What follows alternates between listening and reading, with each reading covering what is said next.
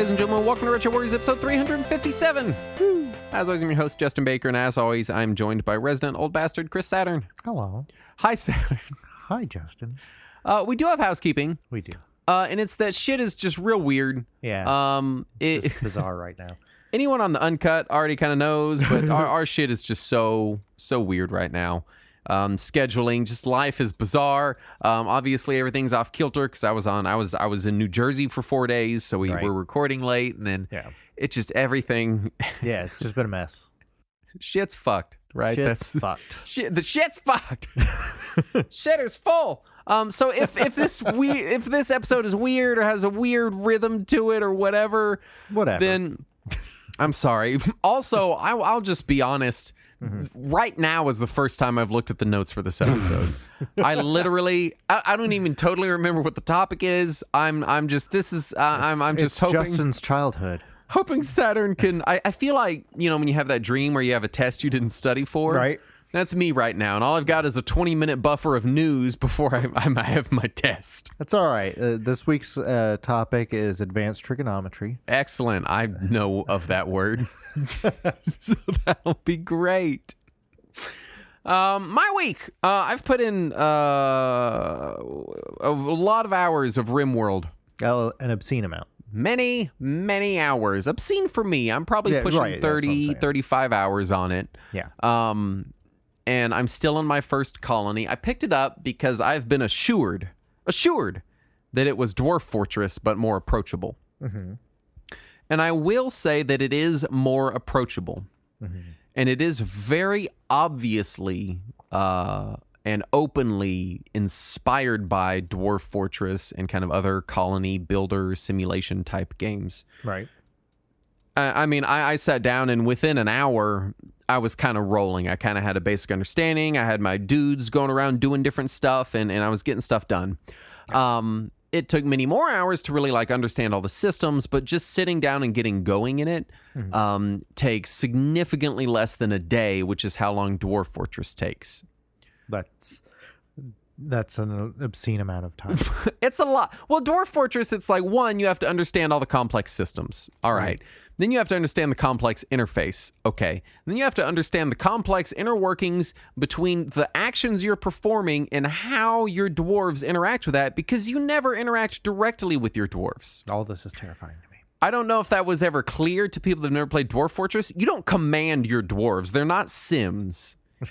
You are creating an environment and asking them to do things that they may do given the correct conditions, right? It's like it's more like SimCity and less like The Sims. Yes. It's more like having hamsters. You're right. You're like, hey, go mine this. And if there is a miner who is free and feels like doing it and doesn't have something else going on, maybe he'll go do that.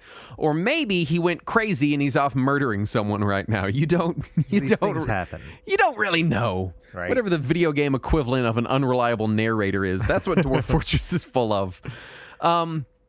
And RimWorld very, very, very much takes a lot of inspiration from Dwarf Fortress. It is a little more direct sometimes. Yeah. And a lot of it may also just be that as I think about it, I think there are ways to kind of more directly interact with your dwarves, but it's so buried in the game that it's hard to know. And I think unknowable would be my review of Dwarf Fortress. Like if someone was like, hey, will you write a review and give it a rating? My rating would be unknowable. That would be where I'd put it.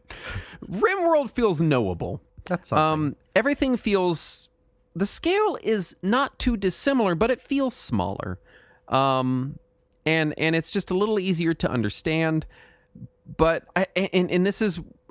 Like, if I sit down and start describing it, it's just going to sound like I'm describing Dwarf Fortress. Okay. But basically, it's Dwarf Fortress, but you're on this, planet trying to survive.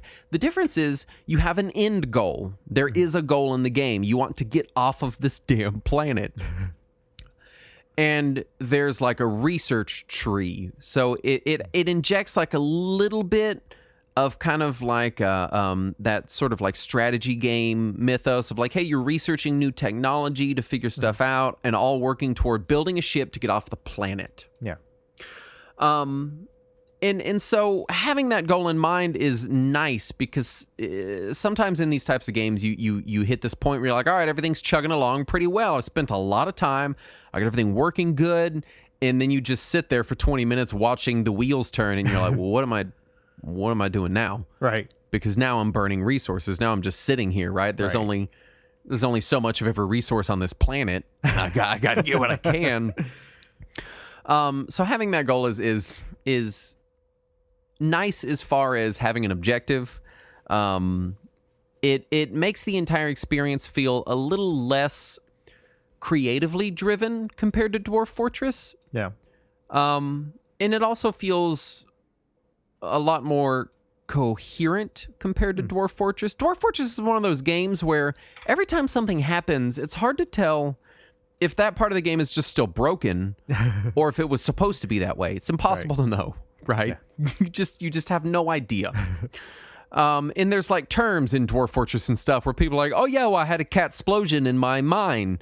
And that's whenever too many cats are breeding in your mines and there's no natural predators down there. So it's a cat explosion and they clog up your mines. Just like Australia. Just fucking cats everywhere. So I would say if you are a hardcore Dwarf Fortress fan and you're looking for Dwarf Fortress, but I don't have to spend half a day remembering how to do all the shit whenever I want to go play it, then I think it fits that bill. But I also think it doesn't quite scratch the same itch as Dwarf Fortress. On the flip side, I would say if you're someone who has always been intimidated by Dwarf Fortress and you're like, I just want something that I don't have to dedicate my life to. You know, I like the idea of a colony sim, but I kind of want more of an objective and maybe easier to understand systems, then absolutely RimWorld. And then after you've played a bunch of that, maybe go try Dwarf Fortress still. Nice. But it's been real good. My only complaint is the graphics are god awful. They are just terrible. Isn't Dwarf Fortress just ASCII? I don't know why you have to be aggressive. First of all, I love ASCII, so that's fine. Second of all, Dwarf Fortress, I play with tile sets. So because it's ASCII, you can basically lay a tile set over it and give it graphics. That makes sense. And it has most of the graphics are these cute little chunky kind of pixely looking. It's very cute. It's endearing to look at. Right. RimWorld just looks like someone's shitty Flash game. I'm just gonna say it. I know that I'm sure it has its fans, but like all the characters are just these kind of like blob people with no arms or legs that float around. It just looks very Flash gamey, and you get over it pretty quickly, you know, because these kinds of games, most of the time you're interacting with systems. Yeah. But it's oh man, it's bad and dumb, and I don't any RimWorld graphics fans, I'm sorry. it's I don't like it. You're wrong. Like it at all. But everything else in the game, a lot of fun. You do start to really build mental relationships with the people in your colony, kind of the way you do in Dwarf Fortress. And I would say it's actually even kind of more at the forefront in RimWorld, just because you usually have less people. Like I'm 20 plus 25 plus hours into my colony. I think the max people I've ever had at once is 8. Oh. So it's just kind of smaller and more manageable. And like I have mental connections to some of my characters, right? And they show up with these weird flaws. Like I have this one person that I bought from Slavers. Slavers came through and they have a little bio, and she had like grown up in a cult and then got sold into slavery, and we bought her and like let her, you know, she's not a slave, right? She's just living with us in the colony. And she's a pacifist. So like monsters show up and she's like running out there, but she's trained in medicine. So she's running out on the battlefield, healing people, getting shot in the back herself, trying to save people. And I care about this little colonist so much. And then like as time went on, she started doing art. So she builds these like little sculptures. Yeah. And the sculptures all commemorate events that happen like within the game, and it's just these things. My other like my main colonist is like old, and he's like trying to get off the damn planet before he dies. It's just these little we all? Yeah. And he's like obsessed with having like robotic body parts implanted. Aren't we all? But I can't fucking afford them. That's all this feels just way too close to home right there. So I'm like, I'm sorry, little bud. I'm trying to get you some like robot arms or something. But and you can. But my favorite thing is you can go to their health tab because obviously they get injured constantly because they're just like living in this horrible environment. And it's just all of them have blasted off fingers and eyes missing and stuff, and it actually affects them, within the game. Right. It's just fun. Like if you like colony builders, you like emergent storytelling, which I love both, then it's a lot of fun. I went into it wanting just Dwarf Fortress, and it's just different enough to be a different experience, I think. That's good. Yeah. What have you been doing? So Eiyuden Chronicle Rising came out, which is the side-scrolling spin-off of the upcoming game. Mm-hmm. And so I finished that, and it's so the actual like platforming gameplay is actually pretty fun, but not for the first like 30 minutes or so. Oh no. Because at the very beginning of the game, it's trying to warm you into things, so you have a very, very limited move set. Right. But you pretty quickly get equipment that gives you some more abilities. You get a double jump and a dash and a dodge and a parry, and the best part is the link attack, where you can like swap between characters if you time your attacks correctly, which is actually a lot of fun. The biggest downside I would say to the game is that it is very much a platform to present side quests to you. Like that feels like its primary goal. There were, I want to say, 30 story quests and every quest is very, very short. There was 30 story quests and 150 side quests, somewhere around there.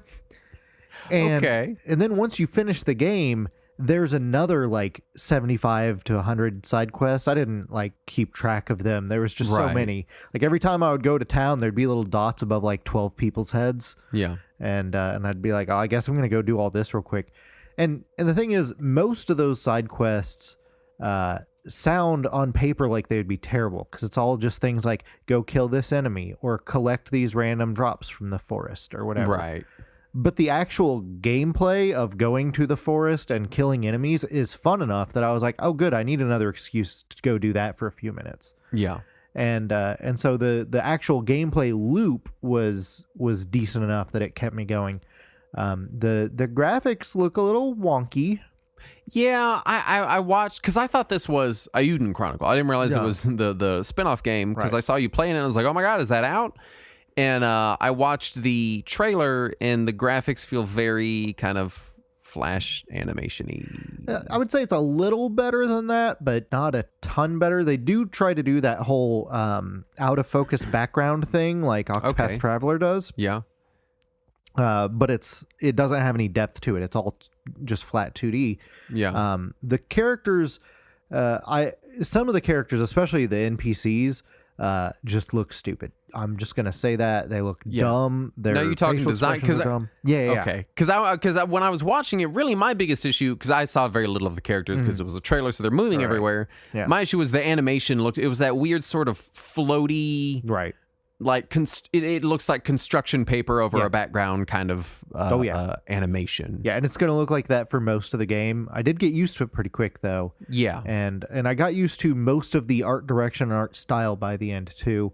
The story was just phoned in, man. Now, I mean, I guess expectations can't be too high for what is effectively a spin-off game. Right. But it's only a $15 game too, so it's a budget title, and I feel like for what it is being sold as, I think that it more than meets the expectations. Yeah. But it definitely does not feel like a big budget title, and if you expect that, you're gonna have a bad time. Man, my biggest complaint with the story is every time that I would see a character and they would say something slightly suspect, and I'd be like, that character's going to betray me later. It never happened. Never once. Everybody is 100% honest the entire time. There is no plot twists at all. They present everything to you exactly. So like right out of the gate, my first thought was like, okay, yeah, sure. But then it's like, well, wait a minute. The whole game, there's no twists or nothing. The at all? closest they had to a twist was at the very end, and it was telegraphed so far in advance that I had forgotten that it was a twist by the time it happened. Oh no. So don't go into it expecting a big story. It's clearly just designed to like kind of give a taste of what the world is supposed to be like. Well, it's probably designed to get more funding dollars to get them through the last leg of development, Right. but Not true. also for that. But they it's fine.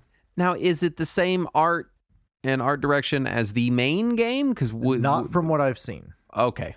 Yeah. I was going to say, is that a cause for concern for the game proper? I'm not too concerned about that part. I am excited to find out what the combat system will be like in the real game, because it's not going to be an action-based combat system. It's going to be turn-based. So I want to see where that goes. But as far as this one goes, it's pretty fun. On Game Pass, it's great because you're not paying for it. But Right. outside of that, just temper your expectations, and it's an okay time. Yeah. Let's do the news. Yeah. First up, local multiplayer in Nintendo Switch Sports won't work on Switch Lite or in tabletop mode. Console must be docked and connected to a TV or monitor for multiplayer to start. But what about my impromptu rooftop party? Well, Saturn, we're in COVID times, so those are all right. canceled. So they've My bad. Sorry, guys. Everybody go home. I'm just done complaining about Nintendo. Yeah, this is one of those things that both of us were worried about before the console came out. Was in one way or another, what if there are games that only work in handheld mode? What if there are games that only work in docked mode? Doesn't that eliminate the purpose of the console? And I feel like for some games it makes sense. Like early on, there was that one game that was like touch screen only, Right. and it's like, all right, well, it is the control of the game is designed around touch. Right. They're not just emulating buttons, Right. But this just seems kind of nonsensical. Like half the fun seems to be like, hey, let's go play some Wii tennis, and I'm just going to set my little thing up on its kickstand, and it's weird. It feels weird, and I feel like this might be the first time they've done a docked only game, isn't it? I mean, there has to have been something else that has to be. I can't remember anything. I can't either. So, but I don't know. Yeah. I mean, this is also the company that forces you to use individual Joy-Cons for Mario Party, and thought Star Fox Zero was okay. So, yeah. and Kid Icarus Uprising. Yeah. Can't really talk much, I guess. Warner Brother Games is rumored to be shopping around for a buyer looking to leave the video game industry. This is what, the third time Warner has left the video game industry? Yeah, well, they'll be back. Yeah. They'll be back. Embracer Group, formerly THQ Nordic, has acquired Crystal Dynamics, Eidos Montreal, and Square Enix Montreal for $300 million, including the rights to nearly all of Square Enix's Western-developed franchises. Yeah. Square Enix lost an estimated $200 million on Avengers and Guardians of the Galaxy, which are being transferred to Embracer as part of this deal, and Square Enix will retain the rights to Just Cause, Life is Strange, and Outriders. And what they say it's because all of these Western developed games did not meet expectations. Right. And I was looking at it this morning. Apparently, Final Fantasy 15 just crossed the 10 million units mark. Mm-hmm. And the Tomb Raider remake is at about 15 million units. Yeah, I was about to say it's weird that they held on to Just Cause and Outriders, but not Tomb Raider. Yeah, that's I'm my guess, and this is pure speculation. My guess is they wanted to make some of their money back on the whole Avengers and Guardians flop. Mm-hmm. And they found somebody who would take over this hemorrhaging money hole, but they would only do it if they could get Crystal Dynamics and Eidos out of the deal. Yeah, I mean, really, if they're keeping Just Cause and Life is Strange, and it's only their Western developed properties, then what else is there other than Crystal Dynamics and Eidos? I mean, it's not a lot going on there. No. So I don't know. I don't want to. It's not unexpected. Now the other part of the story that I forgot to put in the notes is that Square Enix outright said that they were making this acquisition so that they could invest further in blockchain. Yeah. See, they lost money on Guardians of the Galaxy, and that Avengers game. So Yeah. now they're going to put money in the blockchain, Right. which Invest in NFTs. which is not even a thing. What is it? Spend it on the blockchain? That doesn't mean anything. That's just made up. Yeah, that's just words that you that's put in just- an order. Yeah, that's like Yeah. being like, I'm gonna download it on my hard drive. Like, I mean, what do you mean? Yeah. Invested in the blockchain? You mean create blockchain-backed technologies within your games? You mean just go buy fucking on. Konami NFTs till they Right. vest? Like, what Yeah. is your plan? They're just going to buy a shitload of Konami NFTs. Perfect. It's the perfect plan. Yu Suzuki confirms there are no concrete plans for Shenmue 4, although he wants it to be more welcoming to newcomers if it happens. That makes sense. Yeah, You know, I can see that. call the third game in the, call it a trilogy and say, all right, this is a new Right. thing. I think that would also give them the kind of the freedom to make it a lighter or even very different type of game. Yeah, though I do believe that the third game did end on a cliffhanger. Just like Oh, the yeah, it second did, one. didn't it? I heard So, that. Yeah. Well, maybe they'll make 3.5 and then 4. NFT sales have declined 92% since their peak, and the number of active wallets has dropped 88% since November. Someone get Square Enix on the horn. Right. They're about to waste a lot of money. You know what would help those numbers go back up? Selling that? Tomb Raider. Yeah, but oh no. Yeah. No, it's Oh, already gone. shit. Yeah. Damn. I guess you'll just have to sell Final Fantasy. There's no option. Yep, there's no other choice. Microsoft will buy it. Yeah, they would. Speaking of, Microsoft has made their 1995 application 3D Movie Maker and its B-Render engine open source. And this is the engine that was used for the Carmageddon games, among other things. Yes, this is a good win for the preservation community. Yeah. To kind of have the inner workings on some of this. Right? Multiple reports stating frustration and discontent by Nintendo contractors and employees. I don't remember what Nintendo's response to this They, was. it was. They were like, "We're upset to hear that," and like it was something like that. They're very concerned, and I'm like, "You Right. should be." Yeah.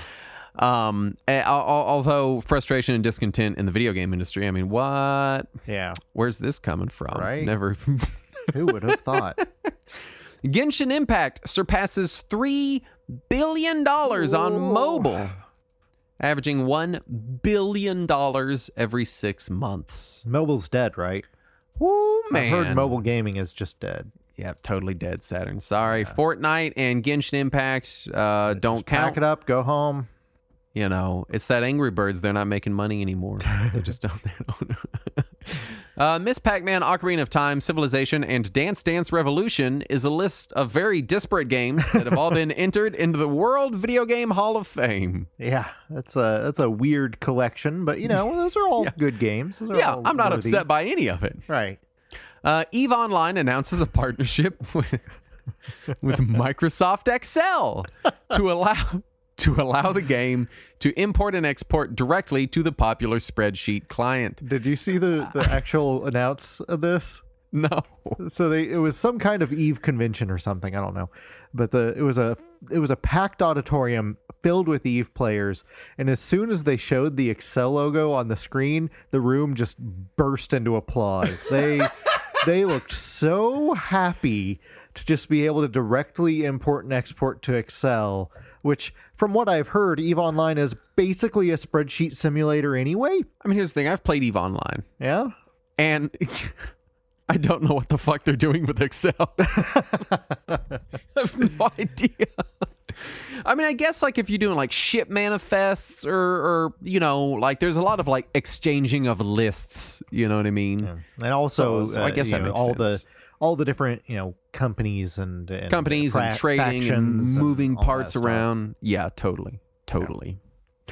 Microsoft and Epic Games allow users to stream Fortnite via xCloud without a Game Pass subscription, supposedly the first step in a new move toward cloud gaming for Xbox, and there is a rumored Xbox streaming-only device that may release this year.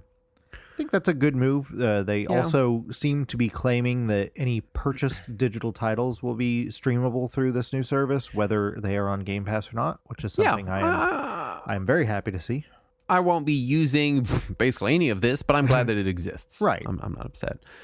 D&D Tomb of Annihilation has been delisted on Steam, and I assume anywhere else it was. I think it was only like on Steam. Yeah, I think so. Which is the weirdest thing to me. The Wizards of the Coast and Hasbro outright owns the Tomb of Annihilation. It's not like they lost either of the properties.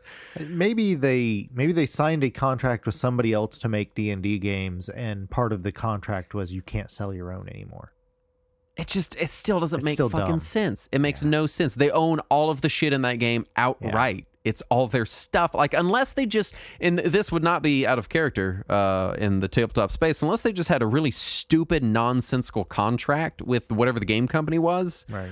Or they somehow retained some amount of rights, and Hasbro was like, "Oh hell no, you're not going to retain any rights." Yeah. But it's a bummer. It was a fun game. It was kind of it sort of felt like a digital version of the Tomb of Annihilation board game adaptation, and it That was makes just, sense. It was. I love that I could tell that it didn't make sense, but she said it anyway. But it was a fun game, so bummer to see that go. Maybe I'll load it up on Steam and play it. Hopefully I can still download it. Yeah. Nintendo mobile games have hit $1.8 billion in lifetime sales, mostly carried by Fire Emblem Heroes, which is still going on, apparently. Yeah. And that's apparently 5 years worth of Nintendo mobile sales have hit 1.8 billion, which doesn't seem like that much compared to Genshin Impact's 1 billion every 6 months. But, drop in a bucket. yeah. Drop in a bucket. 2001 build of Duke Nukem Forever has supposedly leaked. More information will be revealed by leaker in June. One of those teaser leaks. Yeah. They just want us to get excited about something, and yet they don't show us anything. So this is an old build of Duke Nukem Forever. Yes, from 2001. 2001. From a decade before the game released. And what is the implication here? They've already released Duke Nukem Forever. Apparently this is from... It's in my Steam library. When a different development company was working on it, and it was a different type of game. Okay. So it was still more like old 90s FPS games and less like what it ended up being. I see. People in the community seem very excited about the idea of playing ancient Duke Nukem Forever versus quasi-modern Duke Nukem Forever. I guess so. Anyway, that brings us to our topic at hand, which is apparently blatant IP theft and stolen assets in the Wild West era of video games. You know we have a character limit, right? Like you're aware What? of... A what limit?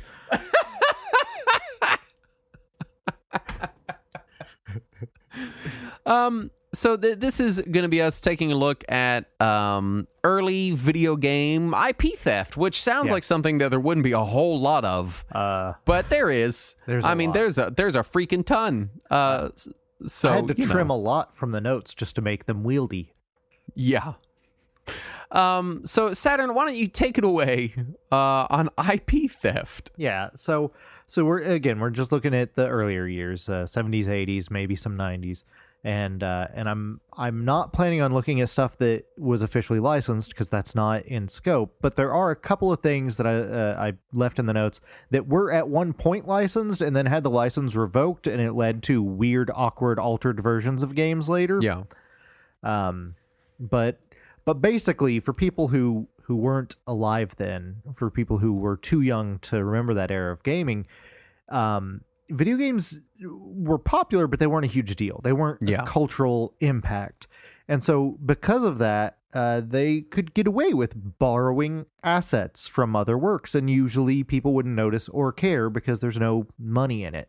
Well, a lot of it was also, video games were a toy for kids. Exactly. And toys for kids still commit IP theft. Right. Constantly. Yeah, all the time. Right. And to give a more recent example, just a parallel, you can look at the kind of heavy borrowing that happened in Flash games in the the late 90s and early 2000s, as well as the kind of borrowed assets you see in mobile games to this day. Borrowed. So nice. Yeah, right? What a nice way to say that. It's the friendly way. They borrowed it. They're going to give it back. They just borrowed it. They just need a few million first. That's it. But yeah, so obviously once the game industry started making more money, IP owners started noticing and paying attention and being a little more litigious about it. So it doesn't happen as often anymore, especially not with AAA games. Yeah. But it happened all the time back then. And the reason why it matters and why we're even talking about it is from a preservation standpoint, a lot of these early games can't legally be reproduced in their original format because of these issues. Right. And the games either have to be changed or they have to get the rights from a bunch of different legal entities, and sometimes they don't even know who all to contact for it. And it's a huge headache, and it's preventing a lot of classic games from ever getting any kind of legal official re-release. Fortunately, we have emulation and piracy to thank for preserving these to the point where we can experience them. Yeah. But otherwise, a lot of these could end up lost to time. Yeah. Well, let's talk some examples, because I love the first one here, which is just stolen art, just Yes. art that they stole. Right. And what I love There's about a all lot. this stuff is that this is a legal gray area. Yes. And this is something you also see in like the comic book world Oh, yeah. a freaking ton. Yeah. People take famous, iconic art from wherever, Mm-hmm. and they basically rip it off. Yes. You know, Of any of the types of examples that we have today, this is the one that still happens the most frequently. yeah, because again, it's kind of legally defensible a lot of the Right. time. You can be Yeah. like, oh, well, I was just inspired by their art. Yeah. If you have a good enough lawyer, you can get away Yeah. with it. Like, unless they have video of you tracing over their art, it's hard. Right. I imagine it's very difficult. And even then, if you turn it into dicks afterwards, they have a hard time, justifying whether or not the dick art is theirs or the original art is theirs. There's questions. So let's talk about Konami. Yeah, I love talking about Konami. The pachinko company? Yeah. The very same. Yeah, they are definitely an offender in this, especially early on. Just some examples that I immediately grabbed. Castlevania 2 is taken, the cover of Castlevania 2 is taken almost directly from a Ravenloft book cover. Yep. Cover art from Metal Gear on NES, and I believe the MSX version 2 is basically traced from a still image from the movie Terminator. Yeah, it's the image of Kyle Reese, like when he's like ducking around the corner from a T-1000 or whatever. Exactly. And it's just literally, that one is one of the most blatant. Oh, yeah. Like that Ravenloft ripoff cover, it's like, oh yeah, you see it. This one is like, they really do look like they just traced a frame from Terminator. Right. Contra took a combination of still shots from Predator, Rambo, and Aliens to form its cover. Mm-hmm. And once you see the still shots all next to each other, you're like, oh. Yeah, we call that composite IP theft. Right. The Japanese cover to Contra 3 appears to have taken art from the Arnold Schwarzenegger movie Raw Deal, which was apparently a popular one for Japanese companies. We're going to see it again a few times. And then the arcade flyers for Super C and Devastators use art straight out from Rambo, like barely even trying to hide it. And my favorite one, the cover for The Goonies 2, which is based on it's based loosely on a movie, since it's a sequel to a game based on a movie. It just recolors art from the poster for the film Jewel of the Nile. Why wouldn't they have Goonies art on it? That was my question. Goonies art. Just use some art from the Goonies.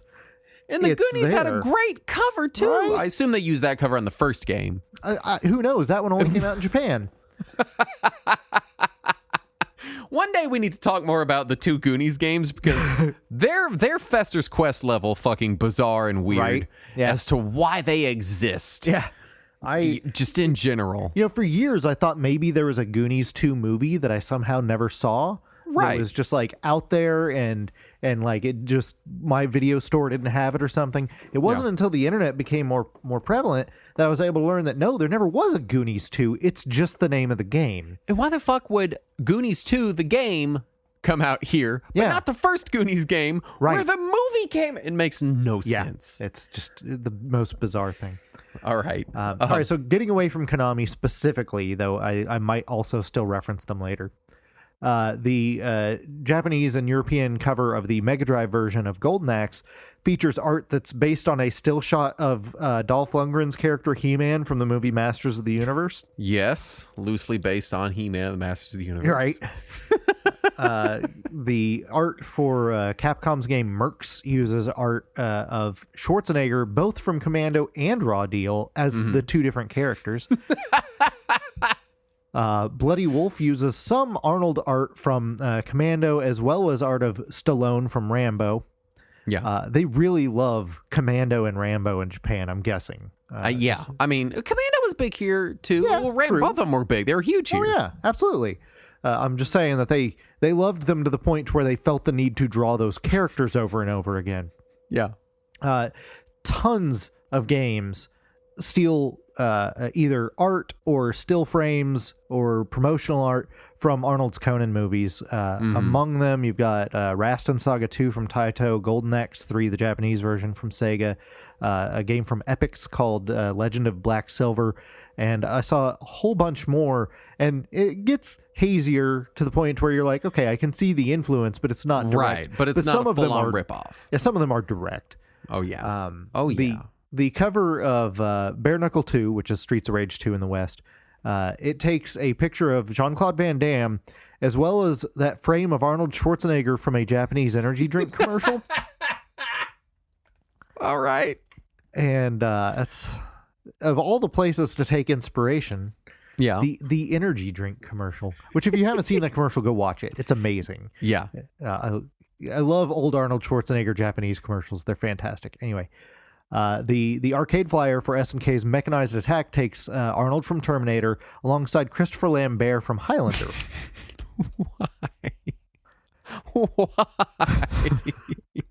That's basically what Mechanized Attack is. Like, see, at least for Mechanized Attack, I mean, that's Christopher Lambert, but you're like, Yes. all right, maybe it's not. Yeah. You know, you can kind of see, but then Arnold, he's got the fucking glasses. Yep. You're like, that literally is the T-1000. No question about it. Yeah, they're not even trying to hide it. No. And due to the lower production value and production costs, a whole bunch of PC and microcomputer games from the 80s just blatantly stole movie art. They didn't even try to hide it. They would just take like a cover from a VHS and slap it on there. I saw Amiga versions of Narc and Navy Moves both copy the cover of Commando, like the actual poster. Yeah. There's some lesser known Amiga games like Astro Marine Corps and Crackdown and Crime Wave. They all take their art from either Commando, Predator, or True Lies, which of all the Schwarzenegger movies you're going to choose from. There's a game called Rapid Fire on Commodore 64, which used some art from Rambo. The port of Green Beret, or Russian Attack, to European microcomputers used art from an issue of The Punisher, as did a game from Ocean called Cosmic Wartoad. They just straight up covers of issues of The Punisher recolored to be something else. Yeah, recolored to be a frog. Right. Oh, pardon me. A wartoad. A toad. Yes. Of course, a lot of sites that I found were saying that Duke Nukem 3D took its cover from Army of Darkness. I'm a little more on the edge on that one because a lot of covers use that same design of the guy on top of the pile of bodies shooting down. Yeah, I mean, yeah, the whole it that one really could kind of go multiple ways. We do have to mention Guardian Legend though. Yes, which is from a movie called, what was it called? Creature. I always want to say Species, but that's a different movie. That's a different movie. From the movie called Creature, straight ripoff. No question. And we do have to mention both Frank Frazetta and Boris Vallejo. Who, for people that don't know, Frazetta and Vallejo are two of the most famous fantasy artists of all time. Right. And their stuff is ripped off to no end. Yeah, it would be impossible for us to list every way that their stuff was ripped off. Yeah. So just some quick examples. Frazetta's work, The Norseman, is used almost exactly in covers for Rastan Saga 2, Dragon Slayer, Castlevania, Kadash, and an Amiga game called Black Tiger.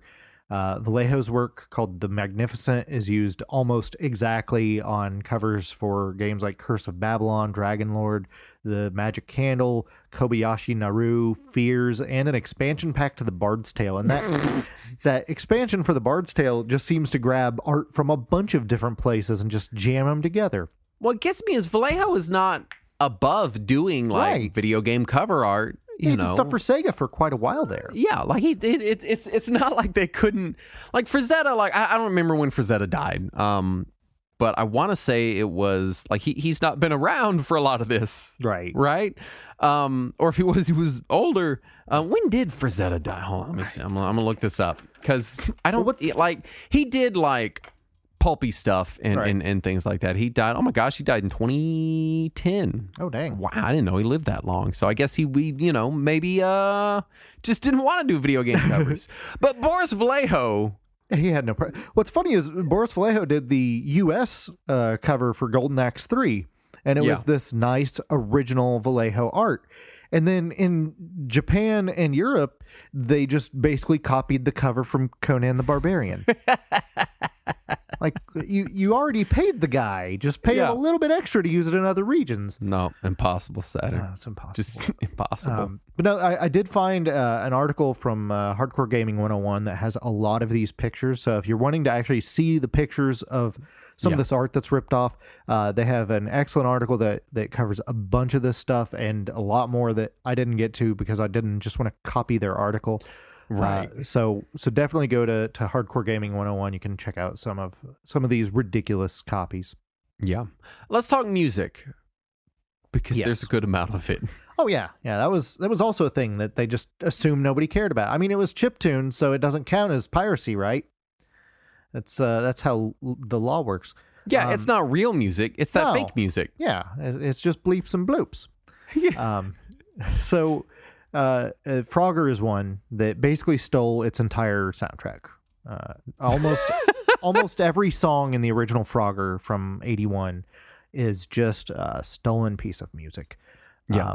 The song that all of us know as the theme to Frogger is actually a Japanese children's song called Inu no Omawari-san.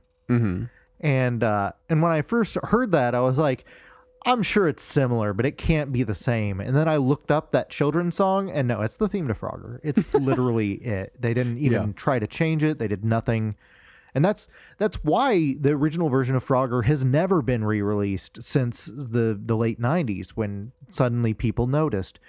But since then, it's always been some alternate version. Like on the Atari Flashback, they have some weird Android port of Frogger instead of the original, just so they could replace all the music. Yeah.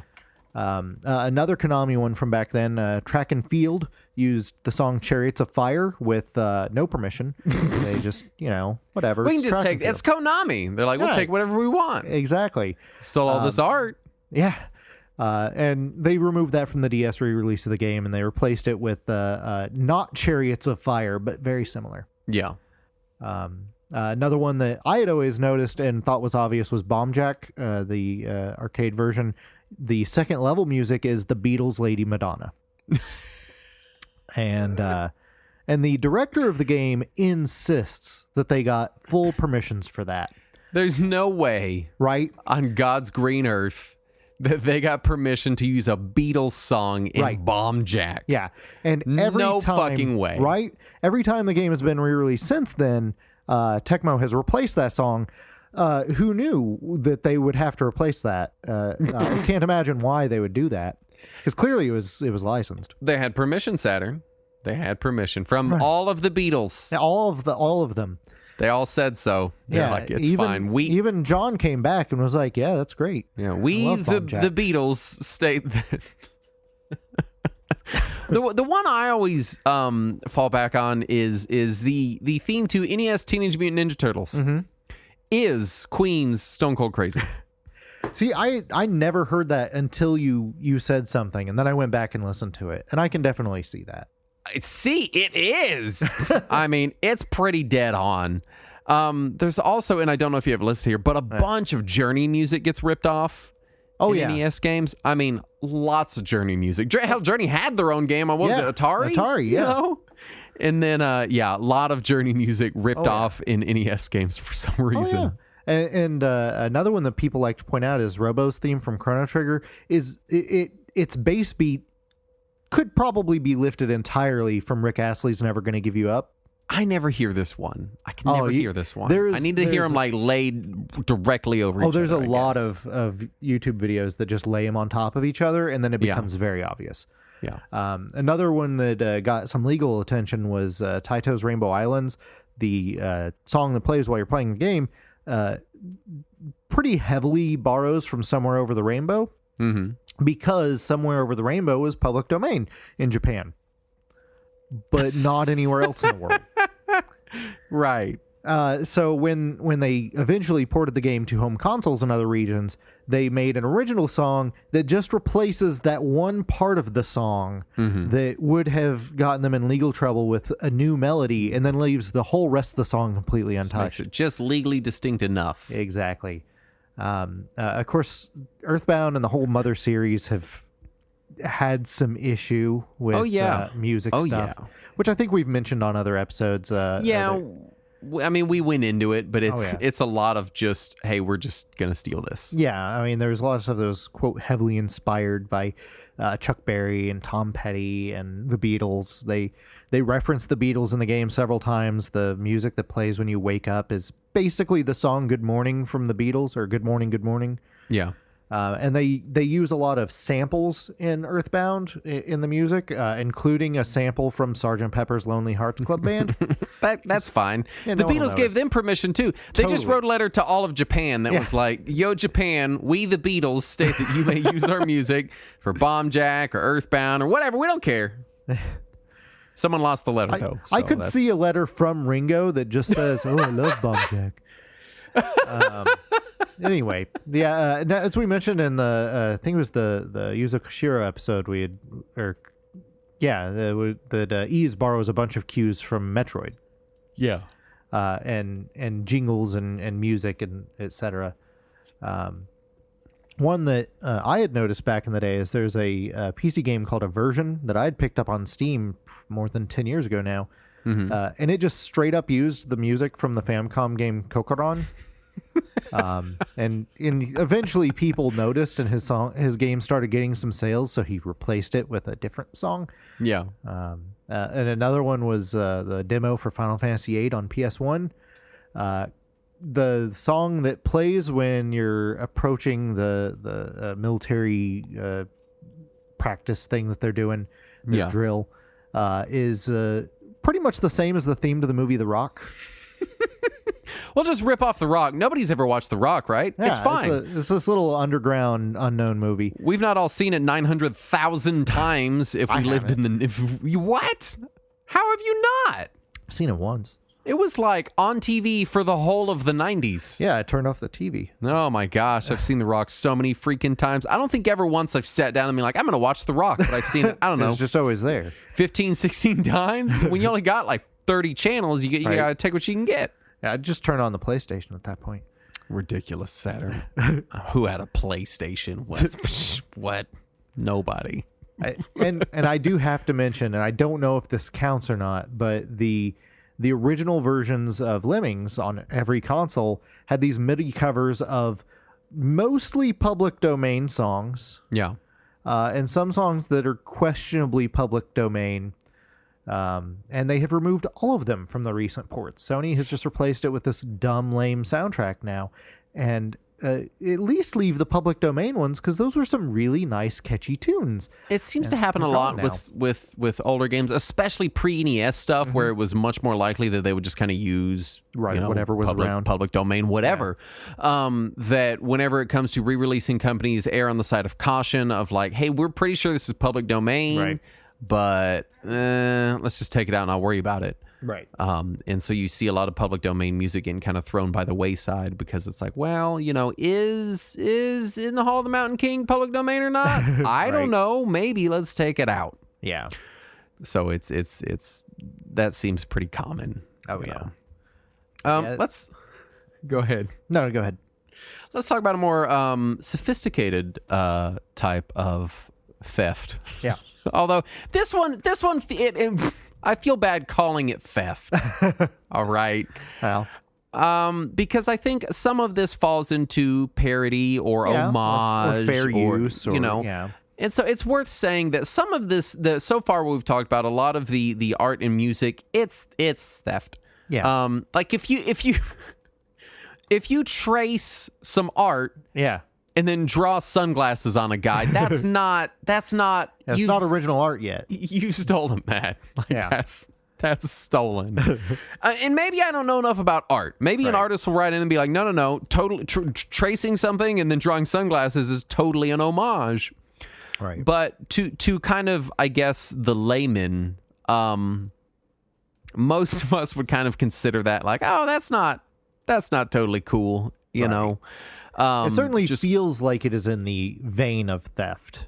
Yeah, even though a lot of the stuff, especially the like Vallejo and the Frazetta stuff, like they're so They're so copied at this they're point. so imitated Yeah. so frequently that it's like I could see it happening by mistake just because it's so ingrained into the culture of like fantasy and sci-fi art. It makes me wonder if any of the examples weren't actually copying Vallejo, but copying one of the other examples that were copying Vallejo. Right. Or even just like it just kind of being in their head from seeing it previously and not, you know, and what's the word, you know, just kind of unintentional theft. You know, I'm sure there's a term for it where it's like, oh, hey, I just kind of had this in my head whenever Right. I drew that. Yeah. The music stuff is a little less forgivable. Right. I think because it's music just seems to have a much more stern presence in court. You know?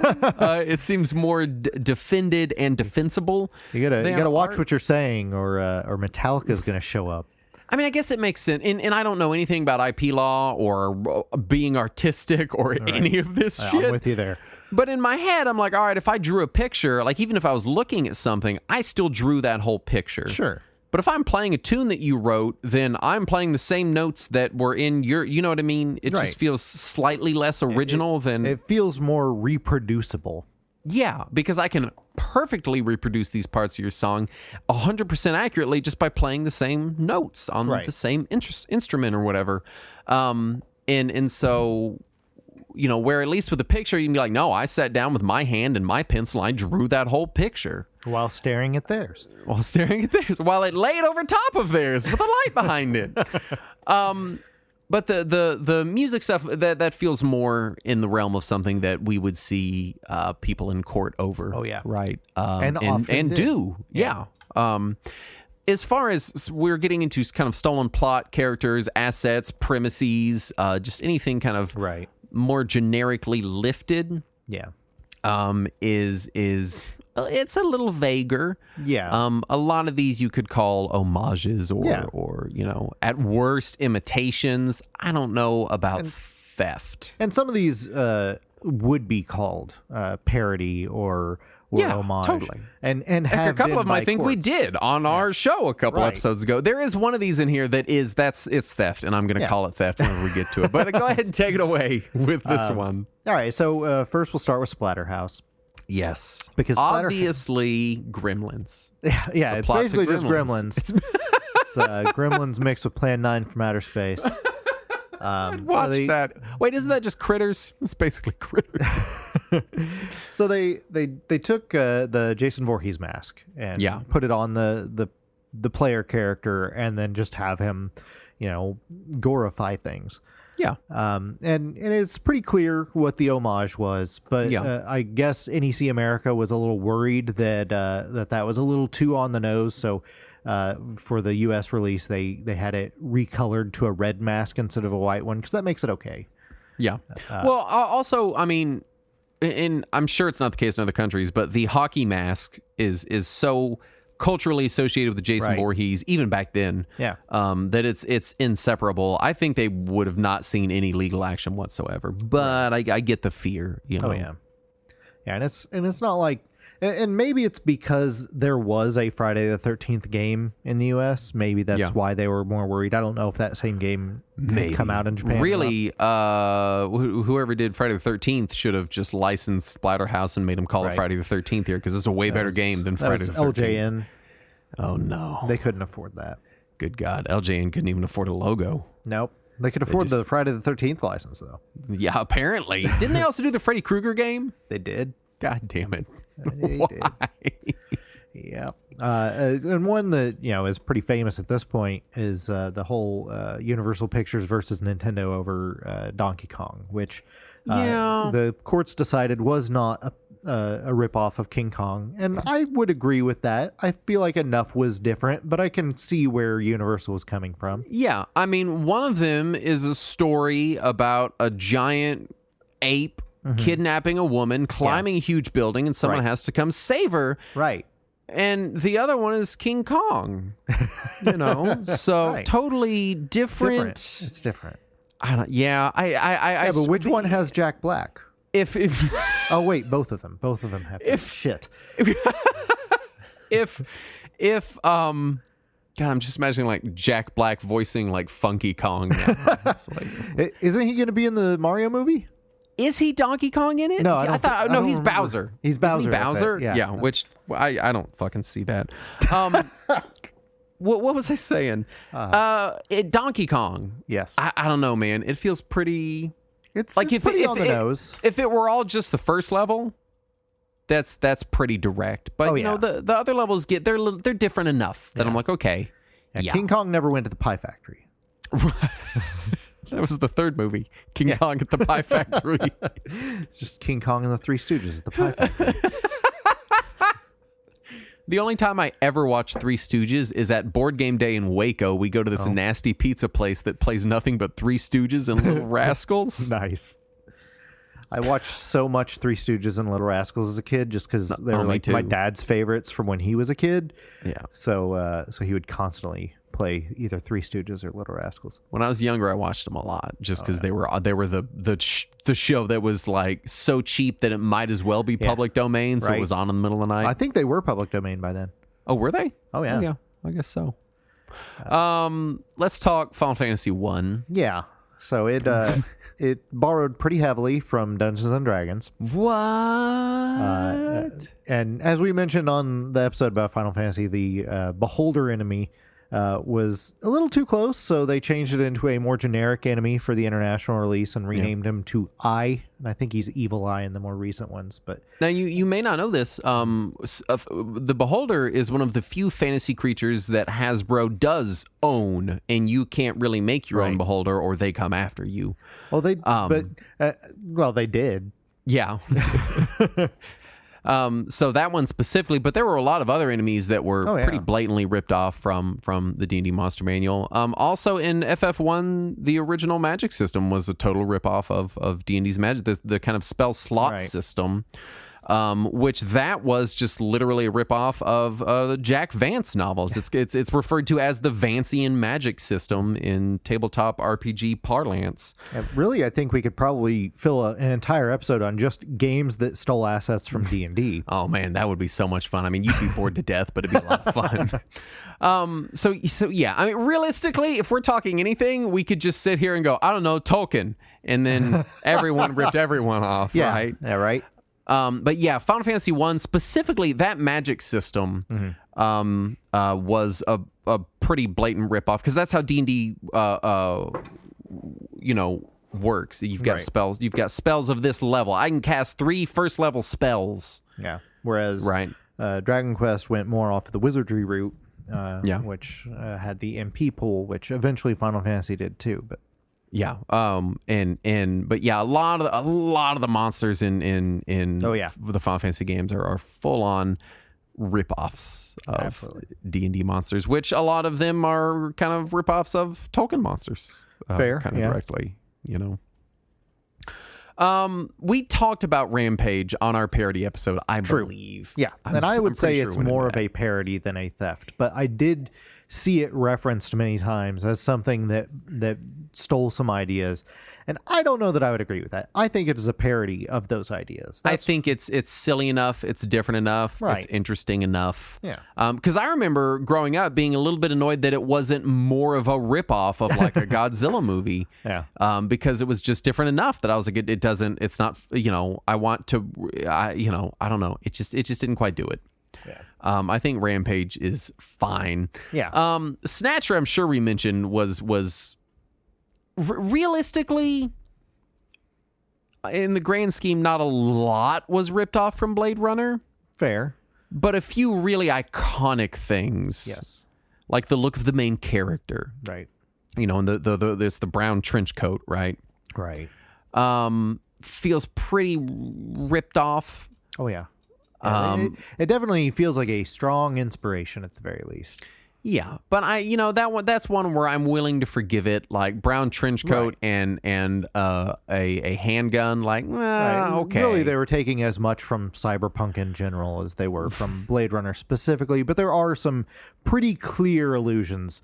But really, all of Kojima's games have pretty clear allusions to big movies. So, let's talk about some actual theft that occurred. And this is Warcraft and StarCraft.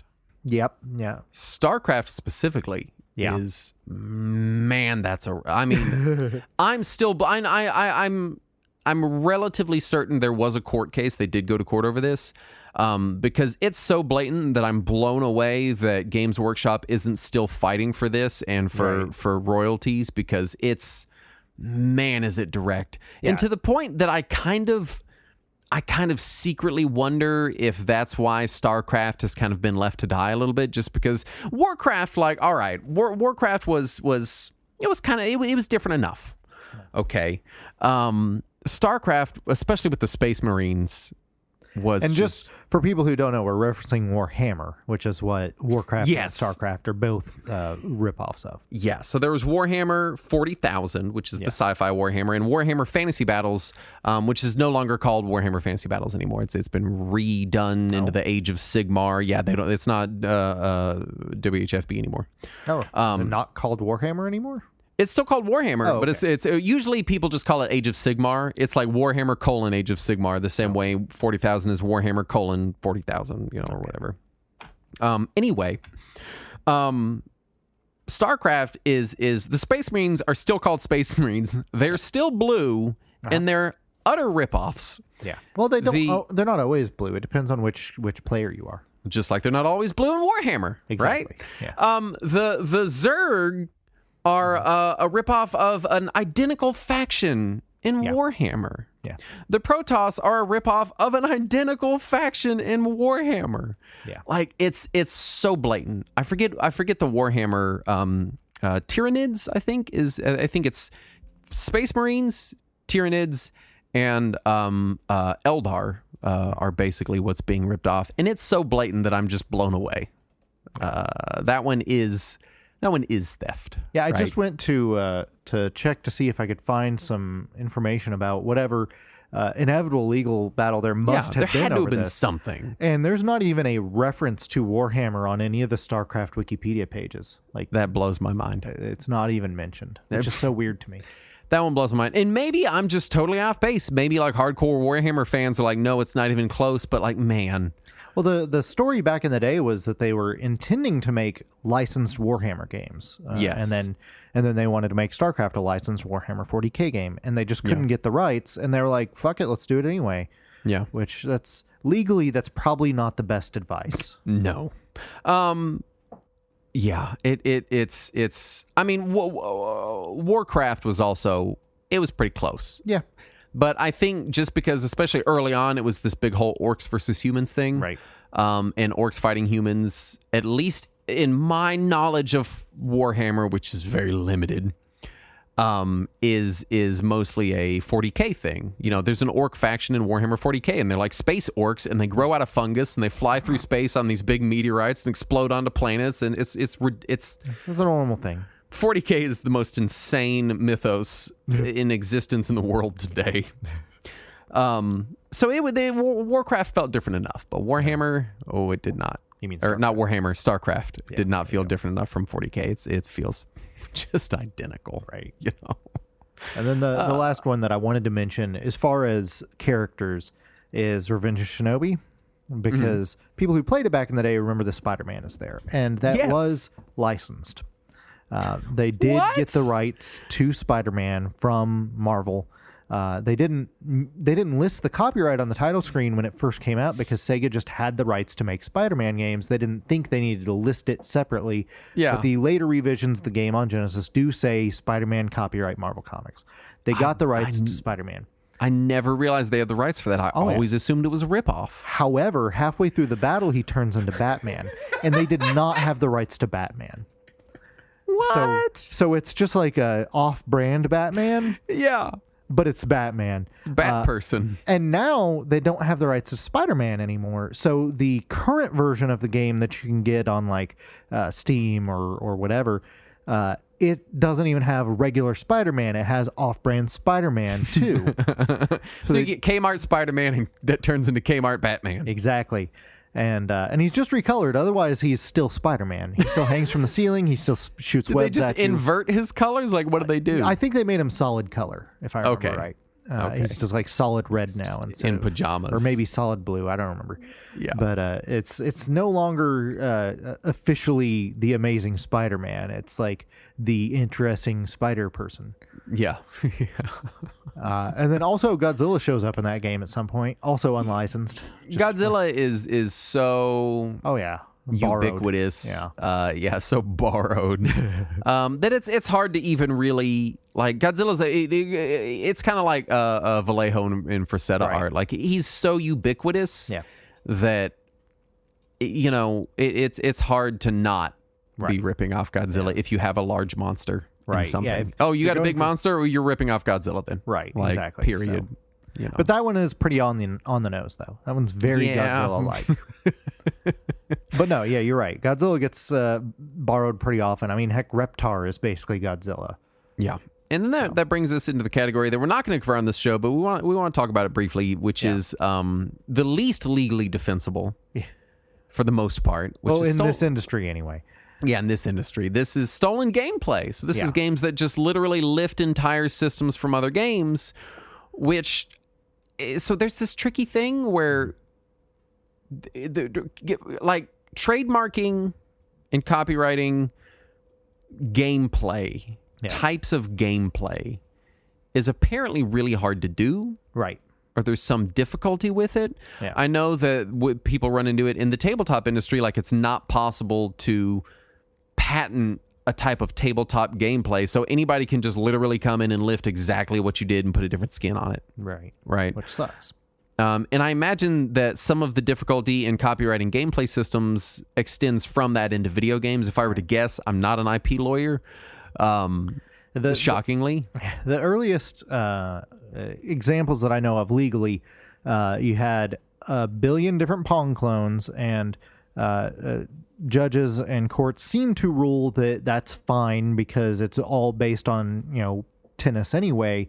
Yeah. And if you're going to make tennis with just sticks and dots, you're going gonna to look end like up with that. Pong. Yeah. However, Casey Munchkin, which was a game, I want to say it was from Coleco or in television or somebody, they did not have the rights to Pac-Man, and they wanted to publish Pac-Man. Yeah. And so they made their own game called Casey Munchkin that is Pac-Man. And that one went to court, and the judges said, no, you made Pac-Man again, and you can't legally do that. So there is some precedent. I wish we really knew more about it, because some stuff does get copyrighted. Like I know, video games on loading screens is copyrighted. Yeah. I know Warner Brothers it's copyright. Well, Warner Brothers got one for the Nemesis system in the Shadow War games. Yeah. So it happens, but there has to be some roadblock. Otherwise, like Nintendo would have a patent on kart racing. You know what I mean? Like it would exist, right? They'd have a patent on overalls in games. They'd have a patent on jumping on Goombas, Right. Because if it was possible, they'd be stupid not to. Oh yeah, and I mean, and they tried to go after Great Guyana Sisters, and they did get that one pulled from shelves, but I don't know if it was because they won in court or if it's because the retailers were afraid they would win in court.